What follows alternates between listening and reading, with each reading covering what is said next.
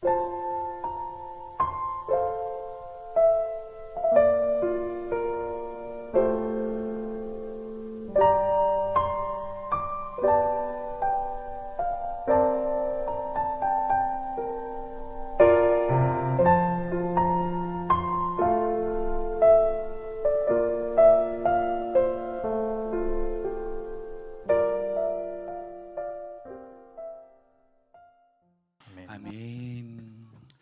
오늘은 예수님께서 십자가에서 우리를 위하여 피 흘리신 성금요일입니다. 우리가 성금요일을 맞이해서 우리가 기억해야 되고 우리가 잊지 않아야 될 아주 중요한 부분에 대해서 함께 말씀을 함께 나누기를 원합니다. 먼저 우리가 이 십자가에 대하여 기본적으로 알아야 될 게 있습니다. 그것은 바로 이 십자가는 것은요, 인간이 만든 가장 잔혹한 사형틀이라는 거예요. 가장 흉측한 사형틀입니다. 이 십자가가 얼마나 고통스럽고 수치스러웠는지 그 당시에 로마에서 행하던 이 십자가에는 십자가형에는 두 가지 원칙이 있어요. 첫 번째는 로마 시민은 어떤 죄를 짓더라도 이 십자가의 형을 처하지 않는다는 거예요. 이방인들에게는 하지만 로마 사람들에게는 절대 이 형을 처하지 않는다. 두 번째로는 구체적으로 이 형에 해당되는 벌을 정해놓았습니다. 그러니까 웬만한 벌을 지어서는 이걸 하지 않아요. 그러니까 어떤 반란이라든지 살인, 강간, 강도 몇 명을, 한두 명이 아니라 수십 명을 죽였을 경우에만 이 벌을 해당하는 거죠. 왜냐하면 로마 시대의 이 십자가형은요, 너무나 잔혹한 형벌이기 때문에 아무나 내키는 대로 그렇게 십자가형을 처하는 게 아니었습니다. 구체적으로 이 형이 어떻게 처해야 되는지 구체적으로 서술할 만큼 이 십자가형은 잔혹한 사형틀입니다. 그런 십자가에 우리 예수님께서 달려 돌아가셨습니다. 많은 분들이 이 십자가를 생각하면서 그 생각해요. 예수님이 십자가에 달려서 피를 많이 흘리셔서 돌아가셨을 거라고 생각하는데 아니에요. 이 십자가형이라는 이 형태는요, 과다출혈이나 어떤 고통으로 숨지는 게 아닙니다. 왜 죽는지 아세요? 이 십자가 형태는요, 질식사합니다. 왜 이런 현상이 생기는가? 이 십자가이라는 것이 아시는 것처럼 못을 나무에다 박고 그리고 그 나무를 세운 다음에 몸이 처지게 되잖아요. 그러니까 이 몸이 처지다 보니까 이 횡격막이라고 하는 것이 눌리게 돼요. 처짐으로 인하여. 그러니까 사람이 숨을 쉴 수 없도록 이 횡격막이 눌리는 거예요. 그런데 이 숨을 쉬려면 어떻게 해요? 자기가 못이 박힌 것에 힘을 주고 이렇게 세워야지만 숨을 쉴 수가 있는 거예요.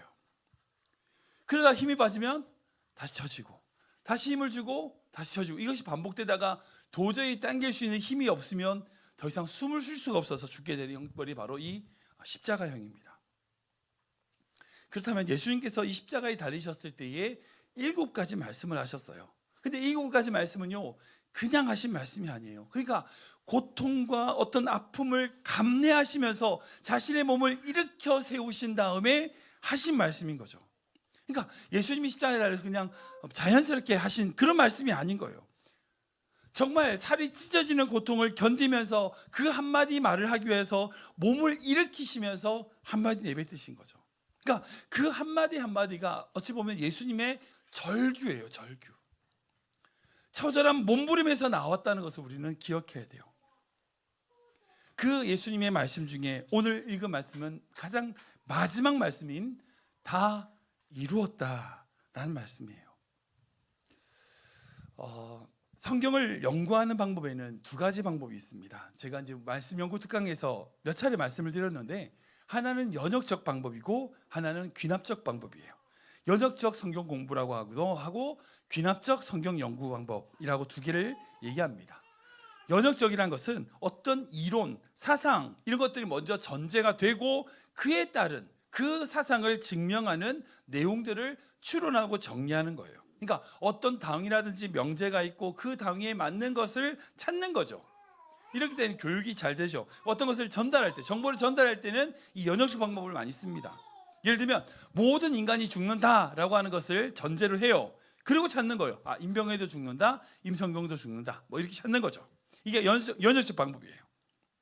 반대로 귀납적이라는 것은 어떤 거냐면 먼저 우리의 삶에서 찾는 거예요. 어떤 내용들을 찾다가 이것을 추론하여 하나의 명제, 어떤 당위를 찾아내는 방법이에요. 그러니까 임병에도 죽는다, 임성에도 죽는다 하니까 모든 인간은 죽는구나 라는 것을 도출하는 거죠. 이어지는 거죠.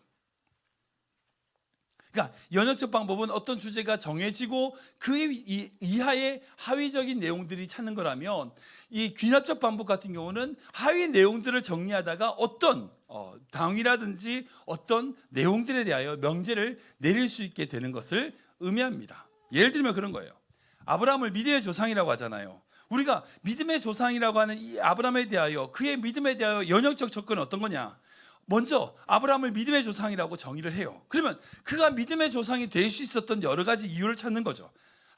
그 아브라함이 믿음의 조상이니까 하나님의 부르심에 가나안 땅에 갔구나. 믿음의 조상이니까 그 아들 이삭을 바쳤지 라고 논리 구조가 되는 거예요. 근데 반대로 기납적이라는 것은 어떤 거냐면 그냥 아브라함 인생을 보는 거예요.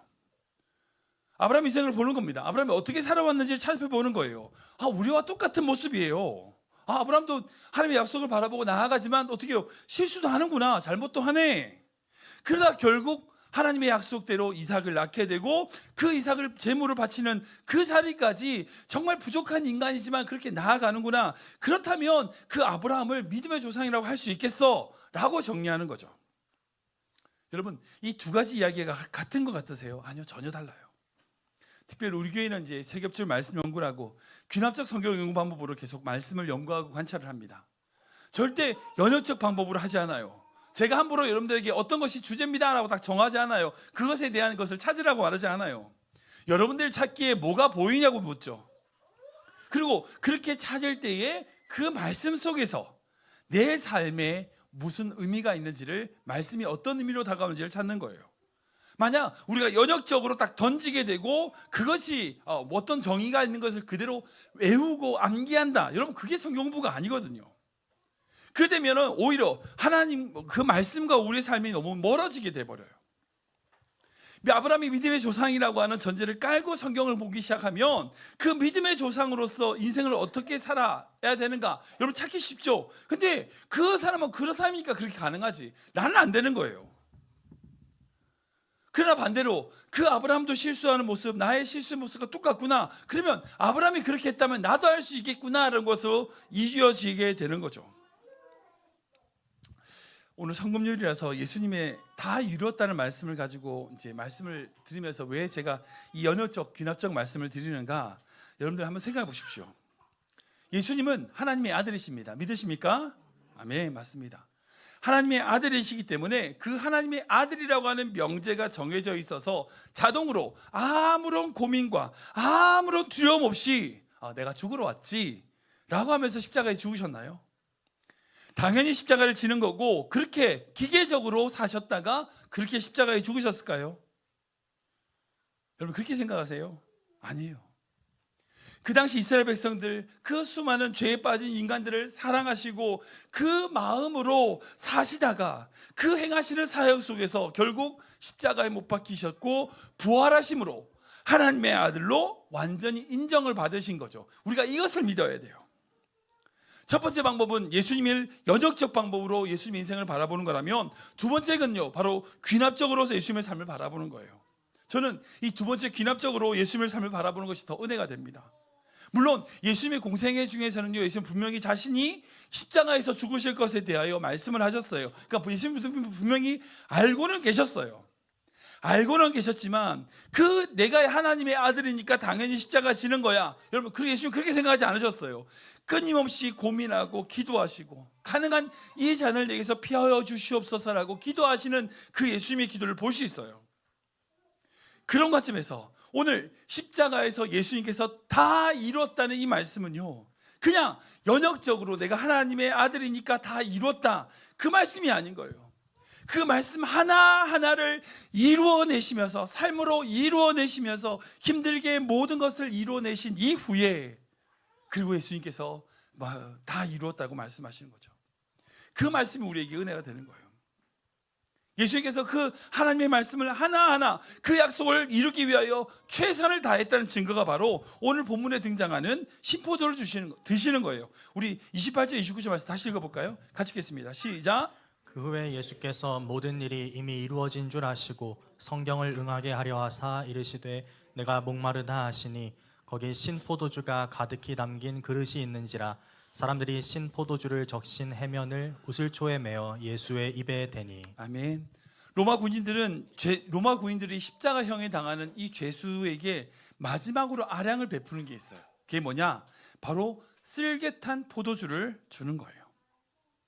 왜냐하면 이 쓸개탄 포도주라는 것은요, 마치 마취제와 같이 사형수의 어떤 고통을 조금이라도 덜게 해주는 거기 때문에 사형을 당하기 전에 마지막으로 쓸개탄 포도주를 건네줘요.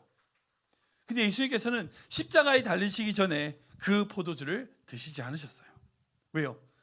예수님의 고통이 크면 클수록 우리를 구원하시는 십자가의 은혜가 더 크기 때문이에요. 예수님은 그 쓸개탄 포도주를 드시지 않고 십자가에 매달리셨어요. 그런데 갑자기 예수님은 목마르다 하시면서 신포도주를 입에 대셨어요. 여기서 말하는 신포도주라는 것은요, 포도주가 오래돼가지고 완전히 뭐라고 표현하죠? 식초처럼 된 거예요. 여러분, 식초가 뭐예요? 산성이잖아요. 이 산성이란 것이 상처라든지 이런 데 찔리면 어떻게 될까요? 닿으면 어떻게 될까요? 쓰라리죠. 고통입니다. 지금 예수님이 고통을 받으시는데 거기 고통을 더해주는 거예요. 이 포도주를 마시고 흘리게 되면.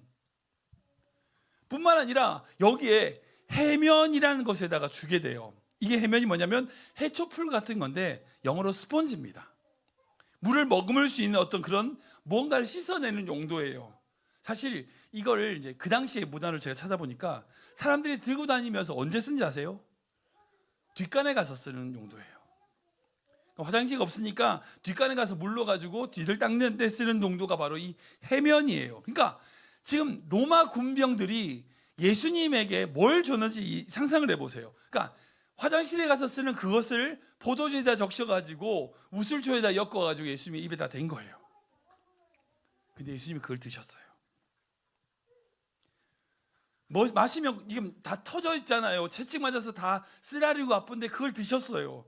사형수를 놀리는 거예요. 근데 예수님께서는 그 수치로운 고통스러운 행위를 입에다 대시고 받으시는 것을 볼 수 있어요. 왜 그러셨을까요? 왜 그러셨을까요? 이건요, 시편의 예언을 이루기 위함이에요. 우리 시편 69편 말씀이거든요. 같이 읽겠습니다. 시작. 그들이 쓸개를 나의 음식물로 주며 목마를 때에는 초를 마시게 하였사오니. 아멘. 시편에 나와 있는 다윗의 이 시편 작은 예언조차 이루기 위하여 그 조롱하는 신포도주를 드신 거예요. 채찍으로 난 그 모든 상처, 타는 목마름에 식초 같은 포도주가 얼마나 고통스러웠을까요? 근데 예수님은 그 말씀 하나를 다 이루기 위하여 최선을 다하시고, 그리고 마지막으로 그 말씀을 이루신 이후에 다 이루었다 말씀하신 거죠. 사랑하는 여러분, 우리가 주님의 이 은혜를 기억해야 됩니다. 나를 위해 모든 것을 이루시고 나를 위해 모든 것을 행하신 주님의 사랑과 은혜를 기억해야 돼요. 예수님께서 그 신포도를 드신 후에 다 이루었다라고 말씀하시면서 숨지십니다. 우리 30 말씀 볼까요? 같이 읽겠습니다. 시작. 예수께서 신포도주를 받으신 후에 이르시되 다 이루었다 하시고 머리를 숙이니 영혼이 떠나가시니라. 아멘. 여기 쓰이는 다 이루었다라는 단어는요, 헬라어로 테텔레스타이란 단어예요.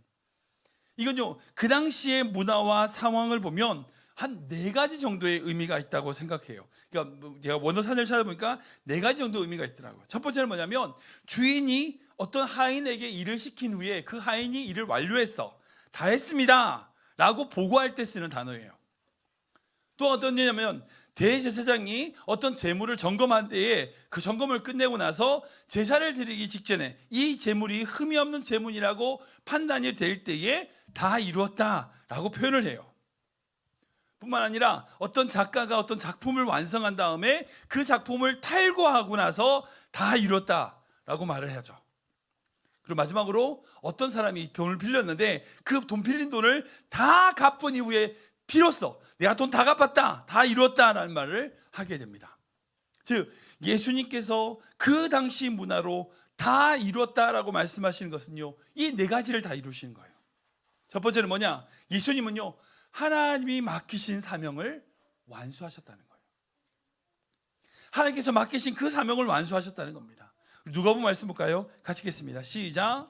예수께서 대답하여 이르시되 건강한 자에게는 의사가 쓸데없고 병든 자에게라야 쓸데있나니 내가 의인을 부르러 온 것이 아니요 죄인을 불러 회개시키러 왔노라. 아멘.